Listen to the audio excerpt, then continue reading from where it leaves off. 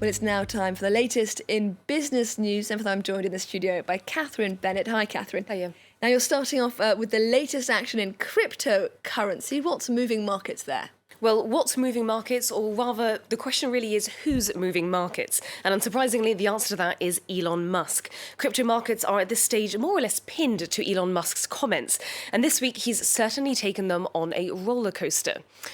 Bitcoin is near its lowest in more than 2 months and is heading for its worst week since February, whereas the joke cryptocurrency Dogecoin has leapt up by a fifth. Now that's linked to comments he made on Wednesday when he said that Tesla would stop accepting payment in Bitcoin because of environmental concerns. Then on Thursday, he sent Dogecoin sky high with this tweet, saying that he was working with developers to improve efficiency. Now, Dogecoin is a cryptocurrency that started its life as a joke. It's actually based on an online meme. And even as recently as December 2020, Dogecoin was almost worthless. But this year, its value has soared, catapulting it to become the fourth largest cryptocurrency by market cap. Major crypto exchanges are starting to take notice. Coinbase has said that it will start offering trading in Dogecoin within 6 to 8 weeks. And now Coinbase is the US's #1 public cryptocurrency exchange, so that will have a further effect of legitimizing the cryptocurrency. Well, with lockdowns easing, Catherine, people are starting to look ahead to the summer holidays, unsurprisingly. What exactly is the travel industry predicting regarding growth this year? Well, Airbnb's chief executive says that we're facing the travel rebound of the century. Now, the value of bookings through Airbnb has jumped 52%, and that's because holidaymakers are paying more for bigger and more isolated properties to get away from the crowds. The company also said that bookings in the UK and France surged after governments announced plans to ease their lockdowns.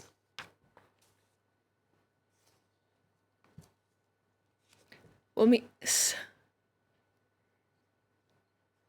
slight technical issue there, I think. Let's head on to our next story. Some American companies are struggling to hire enough workers as social distancing starts to ease down and workplaces reopen, Catherine. Well, that's right. And Amazon is saying that it will hire an extra 75,000 new employees to cope with rising demand. And it's actually offering bonuses to new employees if they've been vaccinated.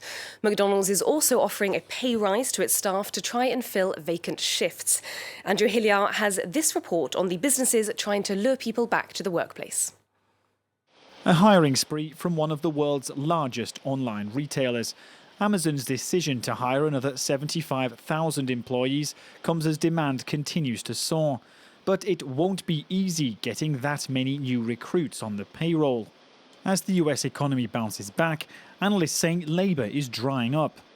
To lure new staff, the company has recently introduced pay rises and a bonus for employees who get vaccinated.